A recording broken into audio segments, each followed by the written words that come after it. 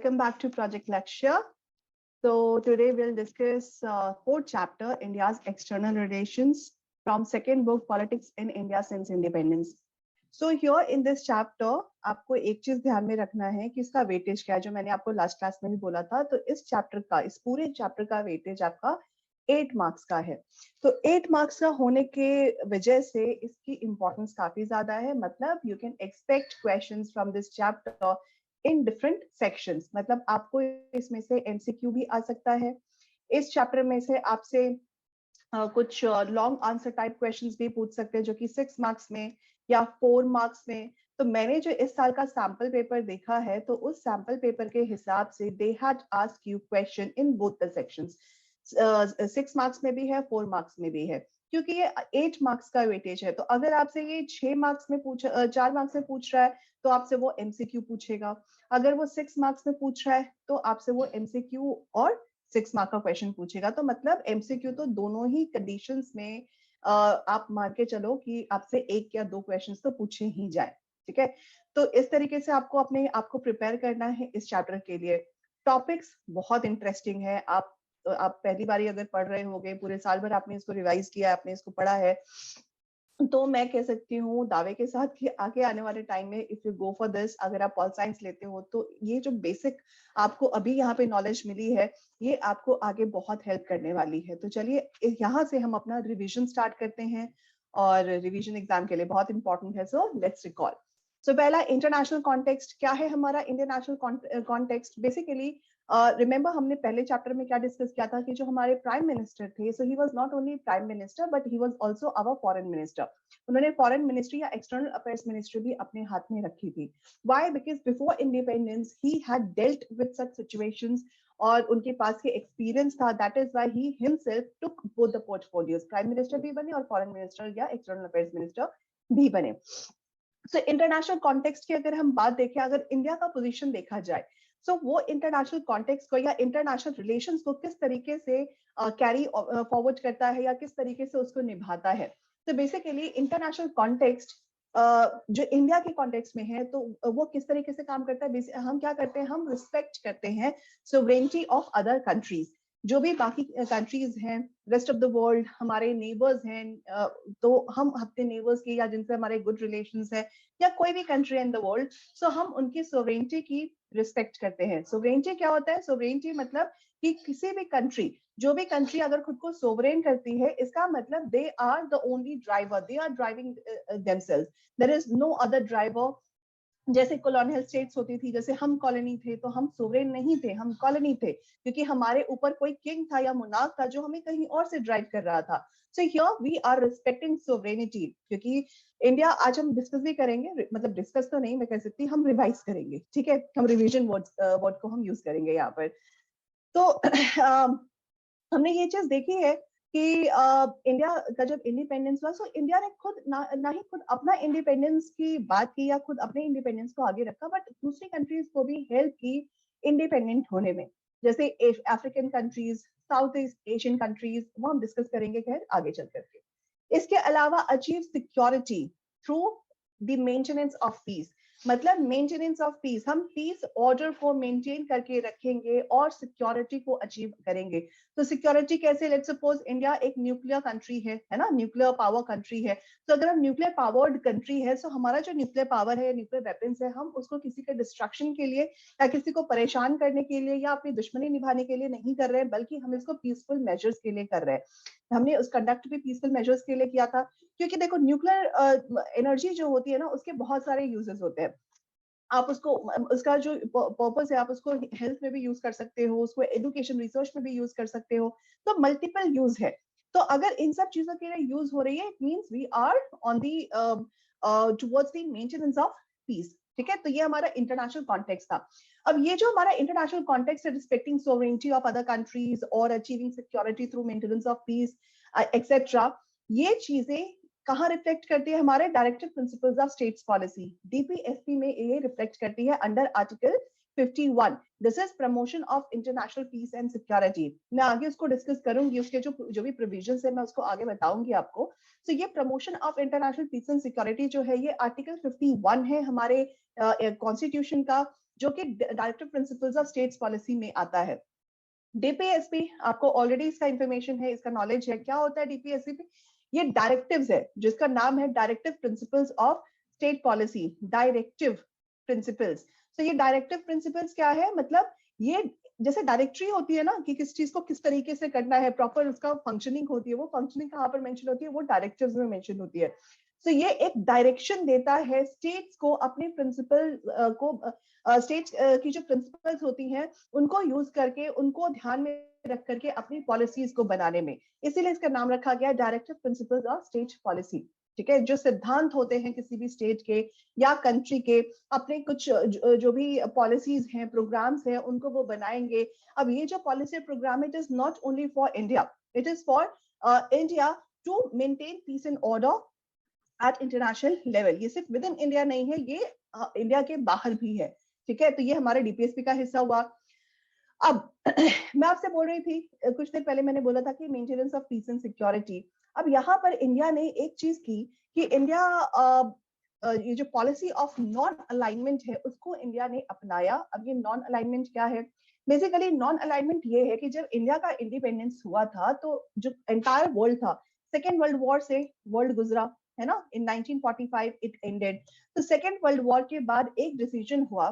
क्या डिसीजन हुआ? कंक्लूजन हम कह सकते हैं। कंक्लूजन ये था कि जो पूरा वर्ल्ड था वो दो पावर्स में बच गया। आप पहले ही पढ़ चुके हैं इसको। क्या थे दो पावर्स? एक था यूएसए और एक था यूएसएसआर। मतलब अभी तक जो पावर था यूके, वो अब खत्म हो चुका था। अब यूके की पावर बिल्कुल खत्म हो चुकी थी, धराशायी हो चुकी थी। अब दो ही पावर्स बचे थे पूरे वर्ल्ड में। वो पावर्स क्या थी? वो पावर्स थी ये दोनों, USA and USSR. Okay, alright. So अब ये जो यूके और यूएसएसआर है, तो बाकी जितने भी कंट्रीज थे, या तो वो नए न्यूली इंडिपेंडेंट हो रहे हैं, या वो इंडिपेंडेंट हो चुके हैं, या आगे होंगे। सो इन कंट्रीज को बेसिकली चूज करना था कि क्या वो यूएसए के अलाय बनेंगे या यूएसएसआर के अलाय बनेंगे। तो इंडिया ने सोचा कि भाई अभी अभी तो हम कॉलोनियल सिस्टम से फ्री हुए हैं, तो हमको अब दोबारा किसी की कॉलोनी नहीं बनना है। तो हम क्या करेंगे? हमने पॉलिसी ऑफ नॉन अलाइनमेंट को अपनाया या उसको फॉलो किया। नॉन अलाइनमेंट क्या था? कि हम किसी का भी अलाय नहीं बनेंगे, हम किसी के साथ भी अलाइंड नहीं होंगे, neither with USA nor with USSR. Okay, अब ये जो हमारा जो ये पॉलिसी है, मतलब जो हमारी इंटरनेशनल पॉलिसी है, ये इंडिया में नई नहीं है। ठीक है, कि अब जो आपके नेबर्स हैं या जो भी पावर्स हैं उनसे गुड रिलेशंस मेंटेन करना। अब ऐसा नहीं था कि हमने अगर यूएसए के साथ हम नहीं गए तो हमने उससे दुश्मनी कर ली, या यूएसएसआर के साथ नहीं गए तो हमने उनसे दुश्मनी कर ली। इनफैक्ट ये दोनों ही हमारे बहुत अच्छे फ्रेंड्स थे, मतलब इंडिया के अच्छे फ्रेंड्स थे। तो ये जो फ्रेंडशिप थी ना, इंडिया के लिए न्यू नहीं थी। इंडिया ने पहले भी इस तरह की फ्रेंडशिप्स निभाई हैं, एक दूसरे का साथ दिया है। जैसे कि एक कॉन्टेक्स्ट है आपके बुक में, आपके चैप्टर में, इंडियन नेशनल आर्मी का, INA, Indian National Army. Subhash Chandra Bose वो उसके फाउंडर तो नहीं थे, लेकिन उन्होंने उसको एक अलग ही जेनिथ पर पहुंचा दिया। जब इंडिया का फ्रीडम स्ट्रगल चल रहा था, सुभाष चंद्र बोस जो कि सोशलिस्टिक आइडियोलॉजी के थे और कहीं ना कहीं रेडिकल भी थे अपने आइडियोलॉजी में, उनको कहीं कांग्रेस में जगह नहीं मिलती है, क्योंकि महात्मा गांधी बहुत ही पीसफुल वे में इस पूरे मूवमेंट को, फ्रीडम मूवमेंट को चलाना चाहते थे।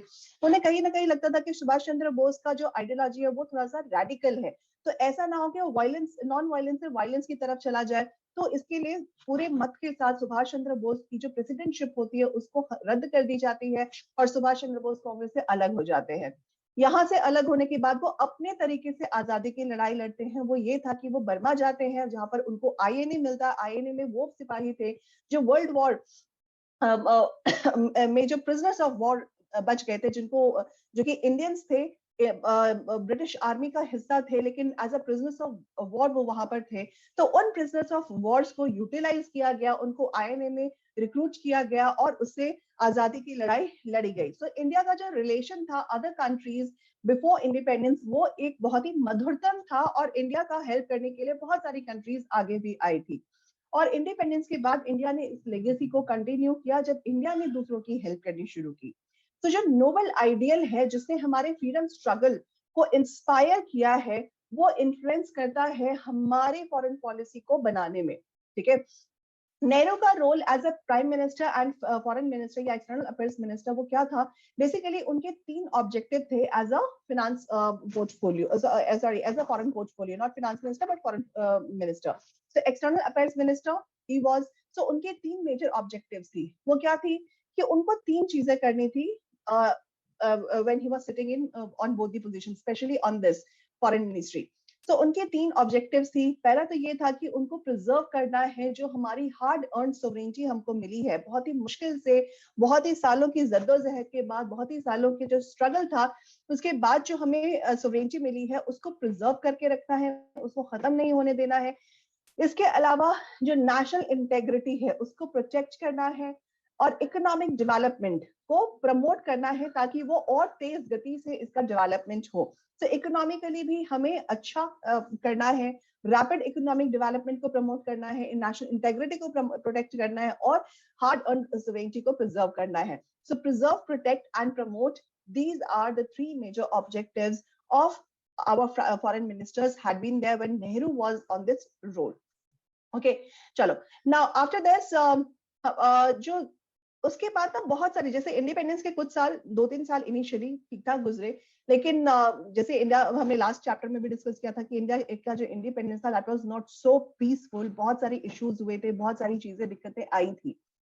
सो इंडिया ने डिसाइड किया था कि जो अभी हम इश्यूज को फेस कर रहे हैं, या हमने जो कॉलोनियल गवर्नमेंट में रहते हुए जो इश्यूज फेस किए, तो वो दोबारा ना हो, इसके लिए इंडिया ने अपनी दूरी मेंटेन करनी शुरू कर दी with both the power blocks, that was USA and USSR. मैं इसके बारे में पहले ही चर्चा कर चुकी हूँ। तो हमारी जो फॉरेन पॉलिसी थी, आइडियल फॉरेन पॉलिसी, वो क्या था? वो था non alignment. So policy of non alignment के ऊपर हम यहाँ पर चर्चा करेंगे। सो जो हमारा इंटरनेशनल मूवमेंट था वो एक आइसोलेटेड प्रोसेस नहीं था।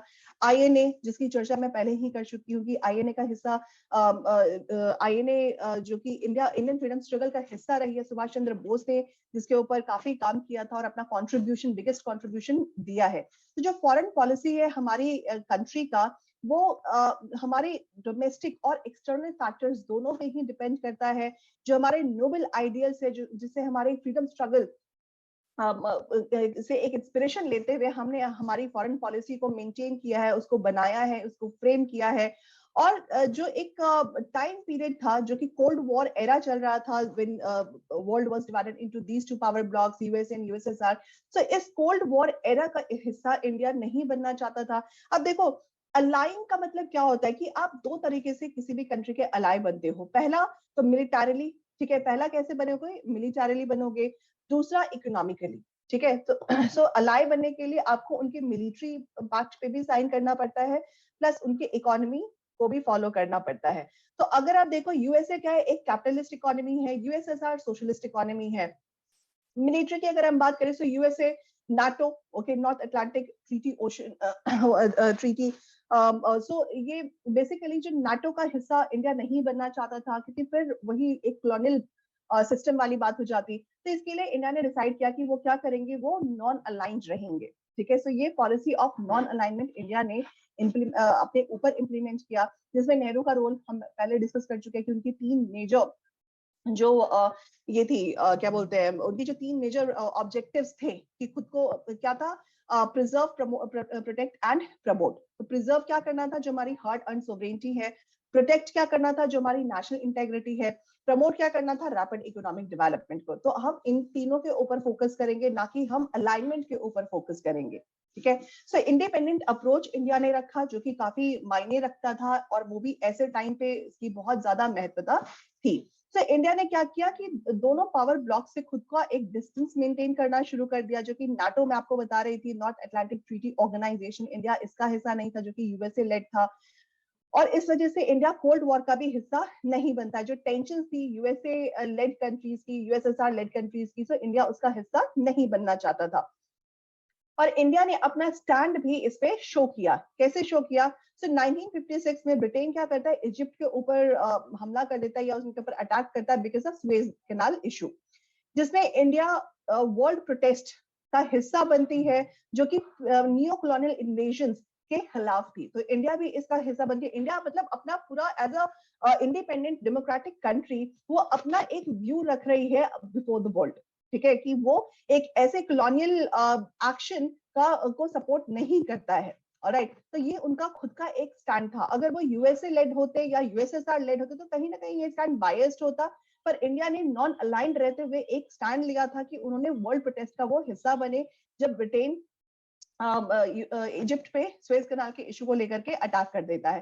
तो ऐसे बहुत सारे ऐसे इश्यूज रहते हैं। इसके अलावा जब यूएसएसआर हंगरी पे इन्वेट करता है तो देखो यूएसएसआर के इंडिया के रिलेशंस ना फिर भी बहुत अच्छे रहते थे, मतलब काफी फ्रेंडली थे। लेकिन जब यूएसएसआर ने हंगरी को इन्वेट किया तो यहाँ पे भी इंडिया ने अपना अपोजिशन दिखाया। इंडिया ने पब्लिक कंडेम किया इस इशू को, यूएसएसआर के इस एक्शन को। सो ये एक नॉन अलाइंड रहते हुए उसके कुछ एक्शंस थे, तो इंडिपेंडेंट अप्रोच था। इसके अलावा इंडिया का जो एक बहुत ही अहम रोल है वो है एफ्रो एशियन यूनिटी में। अब ये एफ्रो एशियन क्या है? अब देखो, एफ्रो मतलब अफ्रीकन कंट्रीज, एशियन मतलब एशियन कंट्रीज। तो Asian relations conference had been started in March 1947। अब क्यों Afro Asian? Because Africa and Asian countries ये दोनों ही कॉन्टिनेंट्स ऐसे थे जहां पर ब्रिटिश साम्राज्य के या फिर यूरोपियन पावर्स की कॉलोनीज हुआ करती थी। जैसे साउथ अफ्रीका वो ब्रिटेन की कॉलोनी थी, इंडिया ब्रिटेन की कॉलोनी थी, चाइना का भी कुछ हिस्सा ब्रिटेन के अंडर रूल था, फिर south east Asia Dutch colonies थी। सो यूरोपियन पावर्स ने अपने colonies in different continents establish की थी।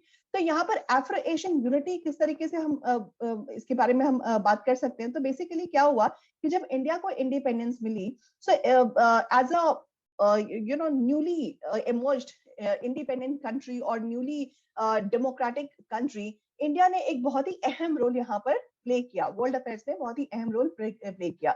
सो ये वो टाइम था जब इंडिया ने अपने कॉन्टैक्ट एस्टैब्लिश किए जो कि न्यूली इंडिपेंडेंट कंट्रीज थी एशिया और अफ्रीका से। और इसके साथ साथ 1940s और 50s में नेहरू, खास करके नेहरू, और इसी यही एक रीजन था कि नेहरू ने इंडिपेंडेंस के बाद फॉरेन मिनिस्ट्री भी दी। तो नेहरू ने क्या किया, वो एडवोकेट करते रहे एशियन यूनिटी को, कि एशिया को यूनाइटेड रहना बहुत ही जरूरी है। और उनके लीडरशिप में इंडिया ने कन्वीन किया था Asian relations conference in March 1947, और जो कि हमारे इंडिपेंडेंस से कुछ महीने पहले की ही बात थी। इंडिया ने यहाँ पे अपने कुछ एफर्ट्स भी लगाए जो कि कहीं इंडोनेशिया की फ्रीडम को रियलाइज करने में, मतलब वहां के जो लोग थे उनके अंदर ये जील जगाने में कि इंडोनेशिया को भी फ्रीडम मिल सकता है। जो मतलब हम फ्रीडम स्ट्रगल अपनी कंट्री में कर रहे थे वो इंडोनेशिया में भी वही जील लोगों के अंदर लाने में इंडिया ने मदद भी की। इसके बाद जो एशियन कॉन्फ्रेंस था वो होल्ड होता है, और इन 1955 बांदुंग कॉन्फ्रेंस किया जाता है जहां पर ऑफिशियली नॉन अलाइनमेंट मूवमेंट की शुरुआत होती है। तो बांदुंग कॉन्फ्रेंस क्या था, जो कि इंडोनेशिया में ही है। जब इंडोनेशिया को इंडिपेंडेंस मिल जाती है, after then in 1955 non alignment movement Bandung conference में इसकी शुरुआत होती है। So Bandung conference famously known as non alignment movements organization. और इसके साथ साथ इंडिया डीकोलोनाइजेशन प्रोसेस को भी सपोर्ट करता है और रेसिज्म को अपोज करता है, और साउथ अफ्रीका में जो अपार्थाइड चल रही थी उसको भी वो अपोज करता है। अब ये अपार्थाइड क्या है? बेसिकली वहां पे भी यूरोपियन कंट्री थी, जो ब्रिटेन थी, उनका कॉलोनी था। सो जो बिग पोस्ट थी और बिग ऑफिसेस थे, वहां पे एक रेशियल हम कह सकते हैं डिस्क्रिमिनेशन था कि व्हाइट इन कलर जो पॉपुलेशन थी, यूरोपियन पॉपुलेशन थी, उन्होंने अपना कब्जा कर रखा था, और जो सोशल डिस्क्रिमिनेशन थी वो काफी ज्यादा फेस करनी पड़ती थी वहां के लोकल पॉपुलेशन को। सो वहां पे अपार्थाइड मतलब रेस, एक रेशियल डिस्क्रिमिनेशन के अगेंस्ट ये एक मूवमेंट था। सो इस अपार्थाइड मूवमेंट में इंडिया साउथ अफ्रीका को अपना सपोर्ट देता है। चलिए, सो फिर 1961 में 1955 में बांदुंग कॉन्फ्रेंस होता है, और इसके बाद नाम जो कि नॉन अलाइनमेंट मूवमेंट है उसको उसका एस्टैब्लिशमेंट होता है। इसका जो फर्स्ट समिट है वो बेलग्राड में सितंबर 1961 में कंडक्ट किया जाता है। और India under Nehru's leadership it was one of the cofounder of non alignment movement. तो ये कुछ इंपॉर्टेंट फैक्ट्स है फ्रॉम दिस चैप्टर। चलिए, अब इसके बाद जो दूसरा कॉन्टेक्स्ट है हम उसकी बात करेंगे, जो कि पंचशील। अब ये पंचशील की जब हम बात करते हैं तो मतलब हम इंडिया और चाइना की बात कर रहे हैं। यहाँ पर हम देख सकते हैं कि चाइना का इंडिया और चाइना का बॉर्डर मैप है। तो ये एक अक्साई चेन एरिया जो कि इंडिया और चाइना के बीच में एक टेंशन क्रिएट करता है। और यहाँ पर तवांग वैली जो नेफा, नॉर्थ ईस्टर्न फ्रंटियर जो एरिया है वहां पर तवांग वैली, मतलब कुछ रीजन्स है अरुणाचल प्रदेश के जिसको पहले नेपा बोला जाता था, सो वो उन पे चाइना अपना क्लेम करता रहा है। इसको लेकर के इंडिया और चाइना के बीच में 1962 में वॉर भी होता है जो कि बहुत ही फेमस है। और इंडिया और China already Panchsheel agreement sign कर चुके होते हैं 1954 में ही, 29 अप्रैल 1954 में। लेकिन इसके बावजूद 1962 में इंडिया और चाइना के बीच में वॉर देखा जाता है। सो बेसिकली जो 5 प्रिंसिपल ऑफ पीसफुल कोएग्जिस्टेंस, इसको मतलब बहुत ही फेमसली पंचशील अग्रीमेंट कहा जाता है, जो कि नेहरू और चाइनीज प्रीमियर जाओ एनलाई के बीच में साइन किया गया था। और ये एक तरीके से एक डायरेक्शन था towards a stronger relationship between India and China. So India और चाइनीज लीडर्स वो एक दूसरे की कंट्री को विजिट भी करते हैं ताकि वर्ल्ड को ये एक मैसेज मिले कि इंडिया और चाइना का रिलेशनशिप बहुत अच्छा है और दोनों ही एक दूसरे को हर एरिया में या हर तरीके से कोऑपरेट भी करते हैं। इसके साथ साथ जो चाइनीज बॉर्डर थी वो पैरामिलिट्री फोर्सेस गार्ड करती थी, ना कि वहां की आर्मी गार्ड करती थी। तो ये एक तरीके से दिखाने के लिए कि हम बहुत ही लिबरल हैं, बहुत ही फ्रेंडली है टुवर्ड्स ईच अदर। सो इसके अलावा जो जॉइंट इनिशिएशन ऑफ पंचशील है, मतलब 5 प्रिंसिपल्स ऑफ पीसफुल को एग्जिस्टेंस, इसको साइन किया गया दोनों कंट्रीज के बीच में। अब देखो इसका नाम ही है पीसफुल को एग्जिस्टेंस, इसीलिए पैरामिलिट्री फोर्सेस थी या कह सकते हैं कि आर्मी नहीं रखी गई थी ताकि सिचुएशन टेंस ना हो, ठीक है, या ऐसा ना लगे कि दोनों को एक दूसरे की तरफ से कि हमें एक दूसरे का खतरा है। ऑलराइट। और इसके साथ साथ बेसिकली अगर इंडिया और चाइना के बीच में कुछ इशू हुआ तो वो अक्साई चिन और तवांग का तो था ही रीजन, लेकिन इसके अलावा जो तिब्बत का जो एरिया है, जो एक टेंशन था इन चाइना और तिब्बत के बीच में, वो जब चाइना ने अपना अग्रेशन तिब्बत पे दिखाना शुरू किया तो इसकी वजह से क्या हुआ, एक जो बफर स्टेट था इंडिया और चाइना के बीच वो खत्म हो जाता है। अब चाइना का डायरेक्ट कंट्रोल हो जाता है तिब्बत के ऊपर। और तिब्बत बेसिकली जो बुद्धिज्म है, जहाँ जिसका ओरिजिन इंडिया में हुआ था, वो बुद्धिज्म जब तिब्बत पहुंचता है, इसको लेकर के चाइना मतलब तिब्बत रीजन और इंडिया के बीच में काफी एक रिलीजन को लेकर के भी एक कनेक्शन था, ठीक है। सो जो दलाई लामा थे वो इंडिया में अपना असाइलम ढूंढते हैं या असाइलम लेने के लिए वो इंडिया आ जाते हैं। हिमाचल प्रदेश में धर्मशाला में उनको एक असाइलम दिया जाता है। मतलब कह सकते हैं कि वो जो चाइनीज अग्रेशन था उसके खिलाफ दलाई लामा का एक ही स्टेप था। और जब वो इंडिया आते हैं, इंडिया में उनको असाइलम दिया जाता है, वो एक रिंगिंग मोमेंट था। जब ये एक वो रिंगिंग मोमेंट कैसे कि इंडिया को ये मैसेज, चाइना को ये मैसेज लगता है कि इंडिया कहीं ना कहीं चाइना के खिलाफ काम कर रहा है by giving asylum to Dalai Lama. तो इसकी वजह से जो टेंशन थी अक्साई चिन को लेकर के, तमांग वैली को लेकर के, वो एग्रावेट हो गई। जो पीसफुल कोएग्जिस्टेंस था या पंचशील अग्रीमेंट था वो कहीं ना कहीं बेमायने हो गए। ऑलराइट। सो ये एक हम कह सकते हैं कि कंटिन्यूड इशू है दोनों कंट्रीज के बीच में। तो इंडिया चाइना ने क्या किया, जो अक्साई चीन वाला एरिया था उस पे अपना जो अग्रेशन था वो दिखाना शुरू कर दिया, उसको कैप्चर कर लिया। इसके अलावा जो नेफा के कुछ एरियाज थे उसको कैप्चर कर लिया। अब नेफा जो है वो क्या हो गया, उसका नाम हो गया अरुणाचल प्रदेश। ऑलराइट, अरुणाचल प्रदेश।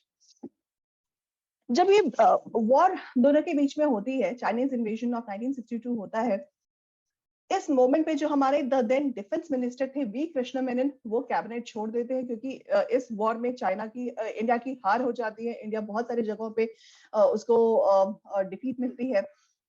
इस वजह से अपनी जिम्मेदारी लेते हुए as a defence minister V Krishna Menon अपने पोस्ट से इस्तीफा दे देते हैं। इसके अलावा जो रीऑर्गेनाइजेशन ऑफ नॉर्थ ईस्ट है उसके प्रोसेस को स्टार्ट कर दिया जाता है, जिसमें नागालैंड को स्टेटहुड दिया जाता है ताकि आगे कोई भी ऐसा इशू ना हो। और स्टेट को जो भी नॉर्थ ईस्टर्न स्टेट्स है वो ऑलरेडी टेंस थी, उनकी आइडेंटिटी इश्यूज थी, तो उन आइडेंटिटी इश्यूज से बचने के लिए नागालैंड को स्टेटहुड दिया जाता है। मणिपुर और त्रिपुरा को यूनाइटेड यूनियन टेरिटरीज बनाई जाती है जहां पर लेजिस्लेटिव्स बनाए जाते हैं। अब देखो यूनियन टेरिटरी का ना अपना खुद एक रेलिवेंस होता है, उसको स्ट्रेटेजिकली किसी भी रीजन को यूनियन टेरिटरी बनाया जाता है। स्पेशली जो भी बॉर्डर एरियाज पे जो भी स्टेट्स होते हैं या जो भी रीजन्स होते हैं, तो अगर उनको यूनियन टेरिटरी बनाया जा रहा है तो इसका मतलब डायरेक्ट कंट्रोल जो होगा इन यूनियन टेरिटरीज पे वो सेंटर का होगा, ठीक है। तो इसके लिए यहाँ पर यूनियन टेरिटरीज तो बनाई गई, लेकिन यहाँ पर लेजिस्लेचर्स का भी प्रोविजन दिया गया। तो ये एक टाइम पीरियड था जो कि चाइना की जो रिलेशन थी, हमारे चाइना और इंडिया की जो रिलेशन थी 1950s से शुरू हुई, और 1962 में हम कह सकते हैं कि उस एक पीसफुल रिलेशनशिप का एंड हो जाता है विद चाइनीज इन्वेजन। चलिए, इसके बाद नेक्स्ट फेज है war and peace with Pakistan. So ये war and peace with Pakistan क्या है? बेसिकली जो कॉन्फ्लिक्ट ऑफ कश्मीर था, ये कहीं ना कहीं उसी से शुरू होती है, क्योंकि कश्मीर का इशू एक अनरिजॉल्व इशू था। इंडिया का जब इंडिपेंडेंस होता है तो पाकिस्तान, आपको अगर आपने हिस्ट्री में पढ़ी होगी ये चीज, पाकिस्तान की जो डिमांड थी वो शुरू ही ऐसे होती है कि उसकी जो वर्ड्स हैं, जो लेटर्स है पाकिस्तान में, वो नाम है रीजन्स के, ठीक है, पाकिस्तान, ऑलराइट। तो जिसमें जो के जो है पाकिस्तान में, वो क्या है? वो है के फॉर कश्मीर, मतलब Kashmir is part of Pakistan. Okay, so अब कश्मीर जो था वो इंडिया का हिस्सा बन गया, क्योंकि इंडिपेंडेंस के टाइम पे कश्मीर खुद को इंडिपेंडेंट रखना चाहता था।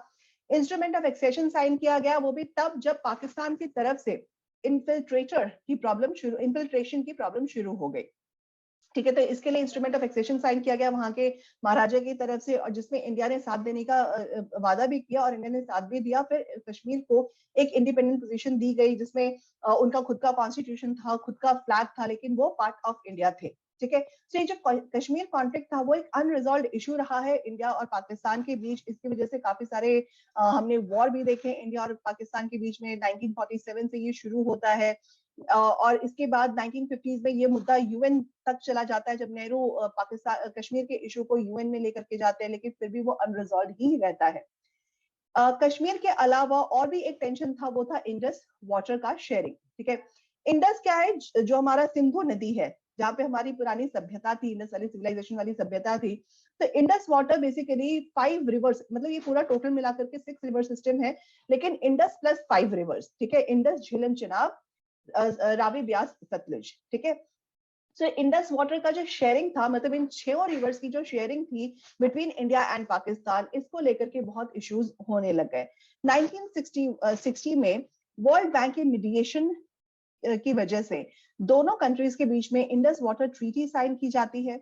इस इंडस वाटर ट्रीटी में ये डिसाइड किया जाता है कि जो इंडस, झेलम और चेनाब है, इन रिवर्स का पानी का यूटिलाइजेशन पाकिस्तान करेगी। Rest of the rivers, Ravi, Beas, Sutlej, उनका यूटिलाइजेशन इंडिया करेगी, ठीक है। अब ये यूटिलाइजेशन बहुत तरीके से होती है। आप हाइड्रो पावर प्रोजेक्ट्स बना सकते हो, आप उसको इरिगेशन में यूज कर सकते हो, बहुत सारे यूज होते हैं ना वाटर के। तो इसके लिए इस मीडिएशन में वर्ल्ड बैंक का बहुत बड़ा रोल रहा, और ये ट्रीटी आज भी कहीं ना कहीं पीसफुली दोनों कंट्रीज के बीच में चल रही है। सो एनी हाउ, इंडिया और पाकिस्तान के बीच में हमने अभी तक 3 वॉर देखे, इनफैक्ट हम 4 बोल सकते हैं। एक 1947 में, then 1965, then 1971, and then 1999 Kargil war. 1965 का जो वॉर था वो इंडिया और पाकिस्तान के बीच में होता है, जब हमारे प्राइम मिनिस्टर चेंज हो चुके थे। लाल बहादुर शास्त्री हमारे प्राइम मिनिस्टर थे, और इंडिया ऑलरेडी बहुत सारे इश्यूज को फेस कर रहा था। क्या इश्यूज थी? फूड क्राइसिस था, फूड शॉर्टेज हो रहा था, इकोनॉमी डाउन जा रही थी, न्यूली इंडिपेंडेंट कंट्री थी, तो डेमोक्रेसी को भी रिटेन करना था। हमारे जो फर्स्ट प्राइम मिनिस्टर थे उनकी डेथ हो चुकी थी, और जो न्यू प्राइम मिनिस्टर थे, वो भी एक ऐसे प्राइम मिनिस्टर होना चाहिए था जो कि जो लेगेसी थी डेमोक्रेसी की, न्यूली इंडिपेंडेंट कंट्री की, उस लेगेसी को मेंटेन करके रखे, उसको कंटिन्यू करके रखे। सो लाल बहादुर शास्त्री का नाम यहाँ पर सजेस्ट किया जाता है, वो हमारे नेक्स्ट प्राइम मिनिस्टर बन जाते हैं। और काफी उनका जो एक पर्सोना था वो पीसफुल पर्सोना था। तो उनके टाइम पे ये वॉर होती है, सबको लगता है कि कहीं ना कहीं इंडिया वॉर हार जाएगी, लेकिन इंडिया इसमें बहुत ही ब्रेवली इंडिया इसमें सक्सेस इंडिया को मिलती है। लेकिन इसी बीच में क्या होता है, ताशकंद में एक अग्रीमेंट साइन किया जाता है बिटवीन इंडिया एंड पाकिस्तान, जब अयूब खान पाकिस्तान की तरफ से और इंडिया की तरफ से हमारे prime minister, former prime minister Lal Bahadur Shastri जाते हैं। और यहाँ पर ही इस ताशकंद अग्रीमेंट में बेसिकली को साइन किया जाता था कि इंडिया और पाकिस्तान का जो वॉर चल रहा होता है उसको अब खत्म कर दिया जाए। डिसीजन ले भी लिया जाता, लेकिन अनफॉर्चुनेटली प्राइम मिनिस्टर की डेथ हो जाती है, और उसके बाद ऑल्दो जो वॉर था वो भी एंड हो जाता है। इसके बाद जो नेक्स्ट मोमेंट आता है इंडिया और पाकिस्तान के टेंशन का, वो है बांग्लादेश वॉर ऑफ नाइट और liberation war of Bangladesh in 1971. So Bangladesh war basically East Pakistan, जो कि इंडिया का अर्लियर हम कह सकते हैं colonial time period में इंडिया का हिस्सा हुआ करता था, बंगाल प्रोविंस हुआ करता था, जिसको वेस्ट और ईस्ट में 1905 में colonial गवर्नमेंट ने डिवाइड कर दिया था. आफ्टर इंडिपेंडेंस जो ईस्ट बंगाल थी उसको ईस्ट पाकिस्तान नाम दिया गया, जो कि पाकिस्तान की एक टेरिटरी थी, जिसमें अगर पाकिस्तान को वेस्ट से ईस्ट में आना है तो उसको इंडिया को क्रॉस करना पड़ता था. लेकिन क्योंकि दोनों का कल्चर एकदम डिफरेंट था, कॉन्ट्रास्ट था, वेस्ट में उर्दू स्पीकिंग पॉपुलेशन थी, ईस्ट में बंगाली स्पीकिंग पॉपुलेशन थी, कल्चर भी डिफरेंट था, इस वजह से ईस्ट पाकिस्तानी पॉपुलेशन को बहुत सारे इश्यूज फेस करने पड़ते थे. और एक तरीके से वो खुद को इंडिपेंडेंस चाहते थे पाकिस्तान से या वेस्ट पाकिस्तान से हम कह सकते हैं, जिसमें इंडिया की हेल्प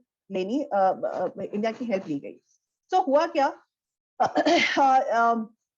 पाकिस्तान में इलेक्शन होते हैं 1970 में, और जुल्फिकार अली भुट्टो वेस्ट पाकिस्तान में उनको काफी सारे सीट्स मिलते हैं, और अवामी लीग जिनके लीडर थे शेख मुजीबुर रहमान, वो ईस्ट पाकिस्तान में हम कह सकते हैं कि पूरा जो पोल था वो एक्सेप्ट हो जाता है, मतलब पूरे पोल पे उन्हीं की जीत होती है.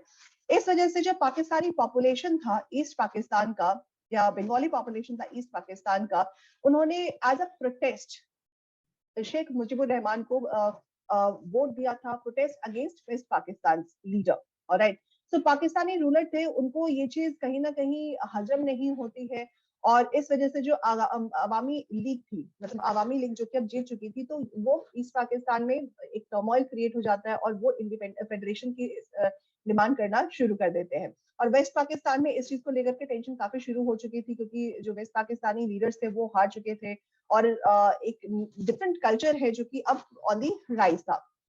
सो अर्ली 1971 में पाकिस्तान आर्मी शेख मुजीबुर रहमान को अरेस्ट कर लेती है, वो अपनी सरकार नहीं बना पाते हैं, और एक तरीके से अ रेन ऑफ टेरर, मतलब एक डर का जो एक पूरा रेन था वो स्टार्ट हो जाता है. काफी सारे लोगों को उसमें मार दिया जाता है, बहुत सारे लोग डर के इंडिया की तरफ चले जाते हैं. तकरीबन उस टाइम पे इंडिया को 80 लाख रिफ्यूजीज, जो बांग्लादेशी रिफ्यूजीज थे, वो इंडिया में एंटर कर जाते हैं. इस वजह से India was bound to take any action. So India क्या करती है, वो लिबरेशन वॉर को सपोर्ट करती है. ठीक है, पाकिस्तान को यूएसए और चाइना से सपोर्ट मिलता है, और यहाँ पर जो बांग्लादेश है उसको इंडिया से सपोर्ट मिलता है. और इसमें भी जो लिबरेशन वॉर था उसमें बांग्लादेश को इंडिपेंडेंस मिलती है, और इंडिया भी इस वॉर अगेंस्ट पाकिस्तान को विन कर लेता है. तो ये एक वॉर रहा. फिर 1999 में कारगिल वॉर, जिसमें बहुत सारे हमने मूवीज देखी हैं, और काफी सारी चीजें आपकी बुक में भी मेंशन है कि इसमें भी इंडिया को जीत ही मिलती है. इसके बाद जो नेक्स्ट फेज है वो है इंडिया की न्यूक्लियर पॉलिसी का. इंडिया की न्यूक्लियर पॉलिसी बेसिकली 1974 में पहला न्यूक्लियर एक्सप्लोजन कंडक्ट करता है. That was the first instance जब कंडक्शन ऑफ न्यूक्लियर एक्सप्लोजन हुआ इंडिया में. अब देखो ये 74 का वो वाला टाइम है, अभी हमने 1971 वॉर डिस्कस किया, उसके 3 साल के बाद न्यूक्लियर वेपन का कंडक्ट किया जाता है. तो 1974 में ये चीज की गई. 1970s इंडिया का वो टाइम था जब इंडिया बहुत सारे इश्यूज फेस कर रहा था. ये इश्यूज थी इकोनॉमिक इश्यूज, ये इश्यूज थी पॉलिटिकल इश्यूज. उसको हम नेक्स्ट चैप्टर में भी डिस्कस करेंगे, हम ज्यादा इस पे नहीं चर्चा करेंगे, लेकिन हम उन्हीं पॉइंट्स को डिस्कस करेंगे जो इस चैप्टर में रेलिवेंट है, क्योंकि इसका जो कंटिन्यूड पार्ट है वो हमारा नेक्स्ट सेशन रहेगा, उसमें हम इसको डिस्कस करेंगे. तो पहला जो न्यूक्लियर एक्सप्लोजन है वो 1974 मई में कंडक्ट हुआ. नेहरू बेसिकली वो उनका जो व्यू था वो अगेंस्ट न्यूक्लियर एक्सप्लोजन था, मतलब वो वर्ल्ड में एक पीस को प्रमोट करते थे, and he was against this nuclear weapon. लेकिन after independence his vision was something कि अगर इंडिया को as a modern India establish करना है तो we need to have a faith on science and technology. ठीक है, सो इंडिया अपना न्यूक्लियर प्रोग्राम को इनिशिएट कर देता है during late 1940s under guidance of Homi J Bhabha. इसके साथ ही जो P5 कंट्रीज थी, जिसमें USA, UK, USSR, France and China, ये पांचों कंट्रीज न्यूक्लियर वेपन्स को कंडक्ट कर चुकी थी. चाइना 1968 में, अब देखो 1964 में 1962 में इंडिया एंड चाइना वॉर होता है. 1964 में चाइना अपना फर्स्ट न्यूक्लियर एक्सप्लोजन कंडक्ट करता है, और 1968 में एक non proliferation treaty on the world लगा दी जाती है, इम्पोज कर दी जाती है. अब ये नॉन प्रोलिफरेशन ट्रीटी क्या है कि रेस्ट ऑफ द वर्ल्ड कोई भी कंट्री है वो अब न्यूक्लियर एक्सप्लोजन कंडक्ट नहीं कर सकती है। सो कहीं ना कहीं ये एक बायस्ड अप्रोच था बाय दीज कंट्रीज, जो ये P5 कंट्री थी, परमानेंट 5 कंट्री कहाँ की, United nation security council, UNSC, ठीक है। सो इन P5 कंट्रीज ने क्या किया, नॉन प्रोलिफरेशन ट्रीटी को इम्पोज कर दिया इन 1968 की। नाउ जो जितनी भी रेस्ट ऑफ द कंट्रीज हैं ऑफ द वर्ल्ड, वो न्यूक्लियर एक्सप्लोजन कंडक्ट नहीं कर सकती है। लेकिन इंडिया ने अपना न्यूक्लियर एक्सप्लोजन कंडक्ट किया 1974 में। और कैसे इसको जस्टिफाई किया कि हमने ये किसी को क्षति पहुंचाने के लिए नहीं की है, rather we have conducted it on the peaceful, in the peaceful manner. तो ये क्या है, ये टेस्ट है, कंडक्ट किया है इसको for the peaceful purposes, medical के लिए, डिफरेंट चीजों के लिए, डिफरेंट फील्ड्स के लिए। ओके, सो ये तो था, चलो जो एट दी वर्ल्ड लेवल जो भी इश्यूज थी। लेकिन India during this time in 1974 कुछ और इश्यूज भी फेस कर रहा था, जिसमें एक थी डोमेस्टिक पॉलिटिक्स। वो क्या थी, तो बेसिकली डोमेस्टिक पॉलिटिक्स में ये थी, 1974 का वो टाइम रहा जब एक पॉलिटिकल टर्मोइल की शुरुआत हो चुकी थी। जो Indira Gandhi, she was in the power 1971 में, इंडिया का भाग लेना इन बांग्लादेश लिबरेशन वॉर। इसके बाद जो बहुत सारे स्ट्राइक्स इंडिया में हो रहे थे, जैसे रेलवे स्ट्राइक, और गुजरात में जो स्टूडेंट्स की स्ट्राइक्स थे, एजिटेशन थे, बिहार में एजिटेशन हो रहा था। तो ये सारे इश्यूज इंडिया में देखने को मिल रहे थे। इसके अलावा डोमेस्टिक पॉलिटिक्स के साथ साथ जो ऑयल शॉक था वो वर्ल्ड में हुआ। ऑयल शॉक में हुआ क्या था, बेसिकली अरब और इजराइल के बीच में 1973 में वॉर होता है, जिसकी वजह से जो अरबियन कंट्रीज थी जिनके पास ऑयल के भंडार थे, फॉसिल फ्यूल का भंडार था, वो अपनी ऑयल की प्राइस को बढ़ा देते हैं। सो अराउंड द वर्ल्ड एक ऑयल शॉक होता है। अब अगर फ्यूल का कॉस्ट बढ़ रहा है तो इसका असर आपको हर फील्ड में देखने को मिलेगा, स्पेशली जो इकोनॉमी होगी उसमें इसका फर्क देखने को मिलता है। Inflation, that is the increase in the price of the commodity. So inflation increase हो जाता है, इकोनॉमिक टर्मोइल जो कि ऑलरेडी हम फूड क्राइसिस झेल रहे थे, वो सारी इश्यूज एग्रावेट हो जाती है। हमारी फॉरेन एक्सचेंज रिजर्व्स पे भी इसका असर पड़ता है। इंटरनल एजिटेशन चल रहे थे, रेलवे स्ट्राइक्स चल रही थी। सो ये सारी इश्यूज इंडिया को झेलनी पड़ती है। सो हम कह सकते हैं कि peacefully India has conducted it's first nuclear explosion, लेकिन इसके साथ साथ उसको वर्ल्ड का भी सामना करना पड़ा, और इंडिया की जो इंटरनल टेंशन थी, इंटरनल इश्यूज थी, उसका भी इंडिया को सामना करना पड़ता है। ऑलराइट, सो ये एज पर द चैप्टर कुछ इसके इम्पोर्टेंट जो हम कह सकते हैं जो समरी थी वो हमने डिस्कस किया। Now we move on to questions, ठीक है। सो हम एमसीक्यू डिस्कस करेंगे। So in this MCQ the first question, what is that? That is, which one of the following statements related to Indo-China War 1962 is correct? China could not cross the line of control. Soviet Union remained neutral during the conflict. Soviet Union helped China against India. Chinese forces did not withdraw their troops back to their earlier position. So here, हमें यहाँ पर जो correct statement को find out करना है। So B here is the correct statement, that is Soviet Union remained neutral during the conflict between India and China. So Indo China war में ये चीज बहुत अच्छी रही कि सोवियत यूनियन, क्योंकि इंडिया का सोवियत यूनियन से अच्छे रिलेशंस थे और चाइना से भी अच्छे रिलेशंस थे, क्योंकि इनकी जो इकोनॉमी थी वो सेम थी, दोनों ही सोशलिस्ट या कम्युनिस्ट इकोनॉमी थी। सो इस वजह से भी दोनों ही कंट्रीज के साथ उसके रिलेशंस अच्छे रहे, तो सोवियत यूनियन ने यहाँ पे न्यूट्रल रहने का फैसला किया। So Soviet Union remained neutral over here during the conflict. Now, next question. Find the incorrect statement. A non-alignment allowed India to gain assistance from both from USA and USSR. India's relationship with her neighbors has been strained from the beginning. The Cold War has affected the relationship between India and Pakistan. The Treaty of Peace and Friendship in 1971 was the result of India's closeness to USA. All right. So here the right answer is D. That is, the Treaty of Peace and Friendship in 1971 was the result of India's closeness to USA. So ये हमें यहाँ पर incorrect statement find out करना था, and the incorrect statement is D, that it was not because of USA. All right. So USA had no role to play in this. Now, long answer type question बहुत ही important है। मैंने जैसे कि starting में ही बोला था कि 8 marks का पूरा ये वेटेज है, 8 मार्क्स का वेटेज रहेगा इस चैप्टर का, तो इसमें आप लॉन्ग आंसर टाइप क्वेश्चंस को एक्सपेक्ट कर सकते हैं। So here question is, do you agree with the statement that the foreign policy of independent India had pursued the dream of a peaceful world? Support your answer with any 3 suitable arguments. All right.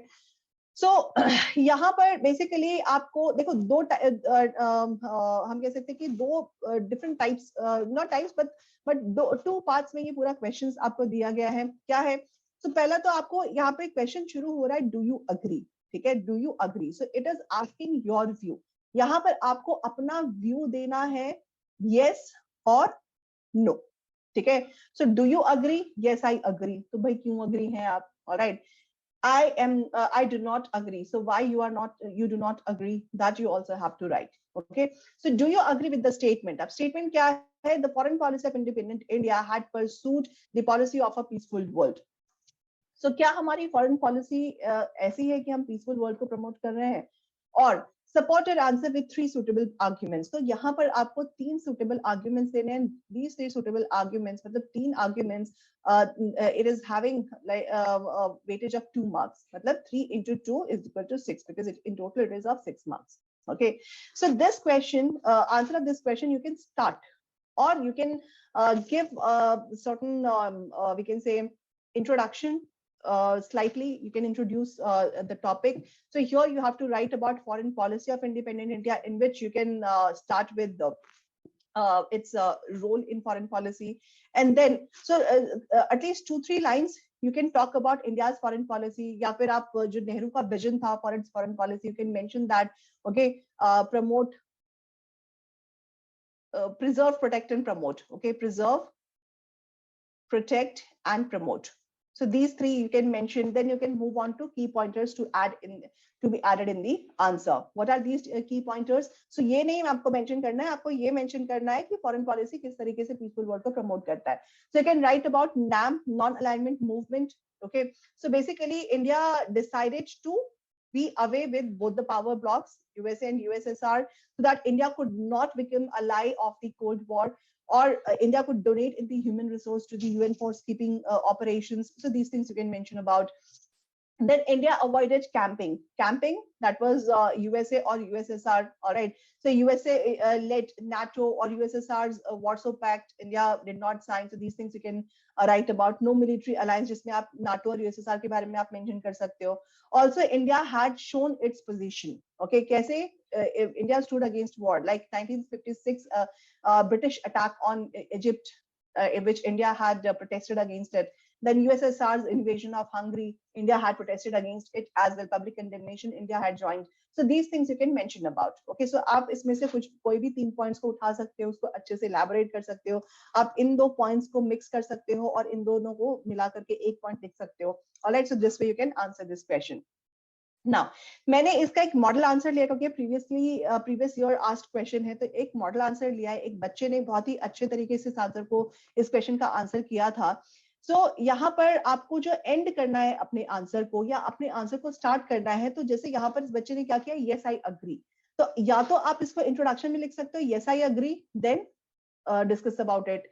या तो आप सब कुछ लिखने के बाद conclusion में इस चीज को आप कहाँ मेंशन कर सकते हो, कंक्लूजन में, yes I agree.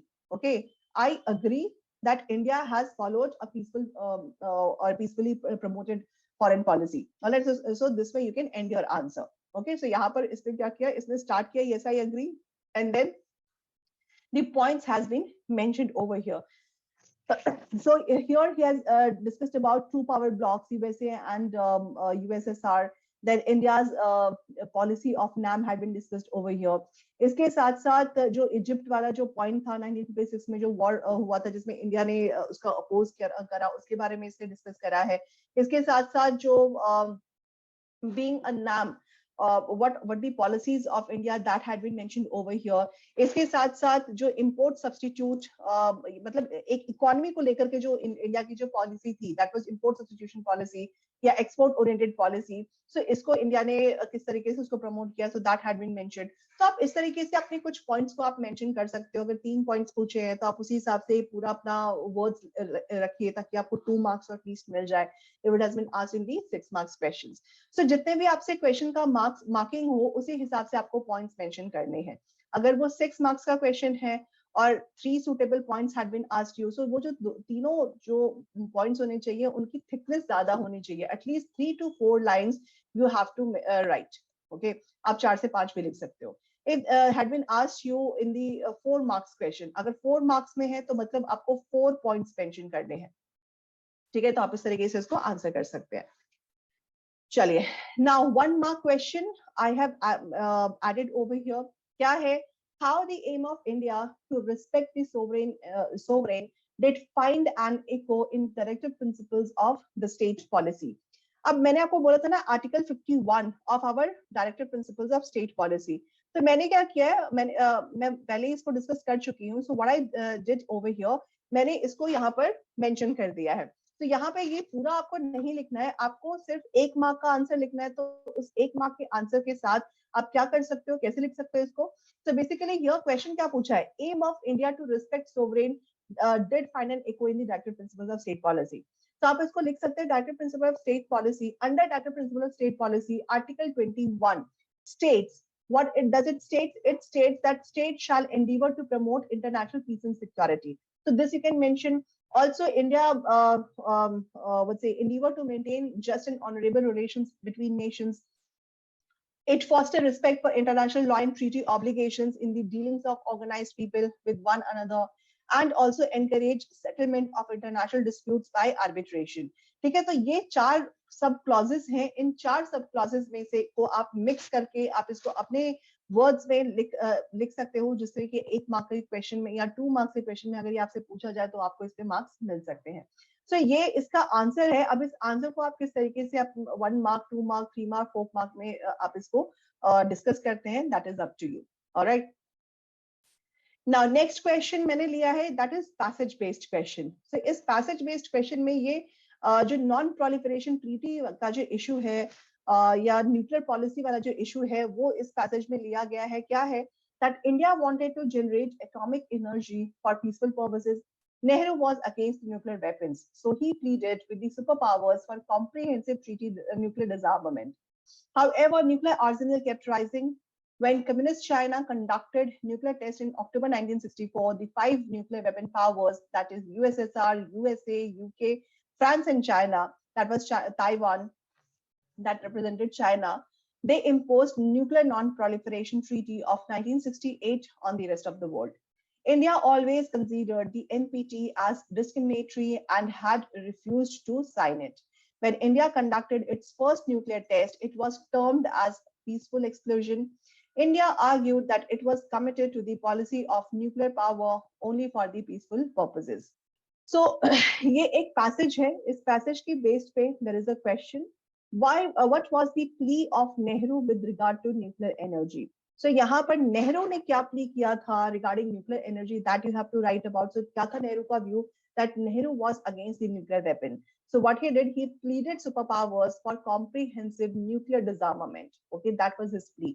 And why he did so, because he thought that it will harm the peace of the world. All right. So he pleaded for the disarmament. Then second questions had been asked you, when did India conduct its first nuclear test and why. So पहला कब conduct किया था और क्यों किया था. So first had been conducted on in May 1974, and basically Nehru had faith in science and technology, that I have discussed while discussing this topic. So Nehru was having faith in science and technology for rapidly building a modern India. So reason of nuclear test, that was India wanted to generate atomic energy for peaceful purposes. So that was the reason why India conducted its nuclear weapon. All right. So third question is, why India always considered NPT as discriminatory and refused to sign it. इसका reason देखो, why India found it discriminatory. So discriminatory इसलिए था क्योंकि Nehru has created superpower, that disarmament, nuclear disarmament should be there. But what these countries did, they conducted nuclear weapons, ended with China in 1968, and after conduction of China, what these countries did, these countries now they imposed nuclear non-proliferation treaty on the rest of the world, ताकि जो बाकी के जो countries हैं वो nuclear weapon को conduct ना कर पाए. So that is what was found discriminatory, that these countries, the Western powers and one Asian power has done so, and the other emerging powers, emerging countries, they are stopping to do so. All right, so that is why it was found discriminatory. So यहाँ पर मैंने mention किया है वही चीजें हैं जो मैंने अभी discuss की है कि UK, USSR, France and China, they have already done that in 1968 with China. 1964 with China, but in 1968, this nuclear non-proliferation treaty had been imposed. So it was a discriminatory action which has been taken by these countries, that they wanted to stop the world to conduct this test. All right. Chalo. One question I have taken in the 4 marks section. Question is, describe major issues of conflict between India and Pakistan leading to the war of 1971. So यहाँ पर आपको major issues of conflict लिखना है, ठीक है? तो ये 4 marks का क्वेश्चन है, तो आप इसकी जो डिस्क्रिप्शन पार्ट है उसमें आप 4 पॉइंट्स लिख सकते हो. You can describe those. All right. Simple description देना है तो आप डिस्क्राइब ही करोगे. सो मैंने क्या किया, थोड़ा सा इसको ब्यूटीफाई कर दिया है, एक आंसर को थोड़ा सा पीपीटी का यूज करते हुए मैंने इसको थोड़ा सा ब्यूटीफाई करा है. तो क्या करना है आपको, यहाँ पे एक इंट्रोडक्शन लिखना है जो कि मेरा इंट्रोडक्शन का हिस्सा था. इंट्रोडक्शन में क्या लिखा है, there were certain conflicts between India and Pakistan before this, but what led to between them in war in 1971. So what is that? So 1970 में क्या था, Pakistan had faced biggest crisis with the victory of Zulfikar Ali Bhutto in West Pakistan and Awami League led by Sheikh Mujibur Rahman. So ये point आप mention कर दोगे. So what was that? It was a symbolic protest of Bengali population in East Pakistan against West Pakistan, against their atrocities. Then in 1971, Pakistan's army, they arrested Sheikh Mujibur Rahman and they unleashed a shelter of terror on the East Pakistan. So with this, people's struggle had been started to liberate Bangladesh from India. Apart from this, India, so ये क्या था, ये तो बांग्लादेश पाकिस्तान के reasons थे. So conflict यहाँ से शुरू होता है that India faced refugee problem because 80 lakh population, Bangladeshi population, they illegally entered India. So India had to support. India had to provide moral and material support to the freedom for the freedom or liberation of Bangladesh. So because of this, a full-scale war had been started between India and Pakistan in December 1971. So these are the events which had been taken place, and this way you can describe your answer in this question. Okay. So 4 marks का question है, so 4 points आप यहाँ पर mention कर दीजिए. All right, और इसको आप अपने conclusion में लिख सकते हो. This could be written in the conclusion.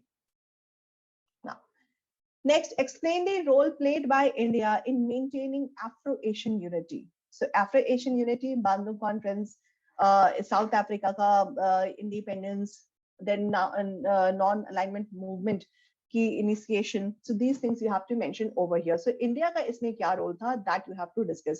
तो मैंने इसको भी थोड़ा सा beautify कर दिया, मैंने कुछ pointers यहाँ पर mention किए, लेकिन आप इसको अपने अच्छे तरीके से एक आंसर आप लिख सकते हो.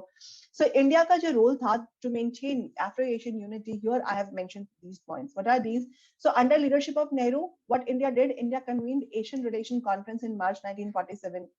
India had been a staunch supporter of decolonization process and formally it opposed racism, especially apartheid in South Africa. Also, India ने क्या किया, अपने कुछ efforts लगाए for the early realization of an international conference in 1949 to support freedom struggle. Where it did in Indonesia. So Afro-Asian Conference had been held in Indonesia in the city of Bandung in 1955. And it is famously known as Bandung Conference. So this Bandung Conference, it marked a zenith of India's engagement with newly independent Asian and African nations. So ये Bandung Conference जो था, it led to the establishment of non-alignment movement, and further in 1960s, non-alignment movement का पहला session जो है वो conduct किया जाता है. So this is what you can mention in this Afro-Asian unity. So ये कुछ important points है जो आपके already chapters में mentioned है. So यहाँ से आप उसको लिख सकते हो. Now, there is another 4-mark question I have taken. Describe any 4 reasons for the superpower to have military alliance with smaller countries during the Cold War period. 4 reasons for the superpower to have military alliance. Superpower मतलब USA का और USSR का. So USA ने क्या किया? NATO, USSR का Warsaw Pact. So उन्होंने क्यों military alliances की with smaller countries during Cold War period? So this you have to mention. So these reasons you can mention about. So पहला क्या था? procurement of vital resources like oil and mineral, क्योंकि जो भी इनकी Alai countries थी, so उनके पास क्या था, उनके पास रिसोर्सेज थी, किसी के पास ऑयल है, किसी के पास मिनरल है, न्यूक्लियर वेपन बनाना है तो उसके लिए काफी सारी जो मिनरल्स है उसका इस्तेमाल होता है तो वो चाहिए, ऑयल का इस्तेमाल होता है तो ऑयल चाहिए, ऑयल जो फॉसिल फ्यूल है या ऑयल है वो सभी कंट्रीज की जरूरत थी। सो इन वाइटल रिसोर्सेज पे इन कंट्रीज का एक्सेस हो, इसके लिए क्या किया, इन लोगों ने अपने स्मॉलर कंट्रीज के साथ अलाई करने शुरू कर दिए। Apart from this, territory, availability of territory from where superpowers could launch their weapons and troops. जैसे कि अगर मैं कोरिया की बात करूं, so कोरिया का डिवीजन एक सुपरफिशियल डिवीजन होता है 38 पैरेलल। लेटर ऑन ये 38 पैरेलल क्या करती है, कोरिया को दो में डिवाइड कर देती है, नॉर्थ कोरिया और south Korea. North Korea USSR, okay, south Korea USA, okay. तो यहाँ से क्या था कि ये दोनों सुपर पावर्स ने अपने अपने वेपन्स और ट्रूप्स यहाँ पर प्लेस कर दिए, और यहाँ से कभी भी ऐसा कोई थ्रेट आता तो एक दूसरे को हम कह सकते हैं कि एक दूसरे की तरफ ही ये अपने वेपन्स को फेस करके रखते हैं, ताकि कोई भी इशू आए तो भैया बस एक ही काम करना है कि लॉन्च कर दो missile. Alright, so this type of things they used to do. ऐसे बहुत सारे एग्जांपल्स हैं हमारे पॉलिटिकल हिस्ट्री में। Then to use location from where they could spy on each other. तो कोल्ड वॉर एरा था, एक दूसरे पे सस्पिशन किया जाता था, एक दूसरे की ग्रोथ को रोकने की कोशिश की जाती थी, इसके लिए एक दूसरे पे स्पाई भी रखे जाते थे। तो इसके लिए इन्होंने स्मॉलर स्मॉलर अलाइज रखने शुरू कर दिए। Then economic support with which many small allies together could help pay for military expenses.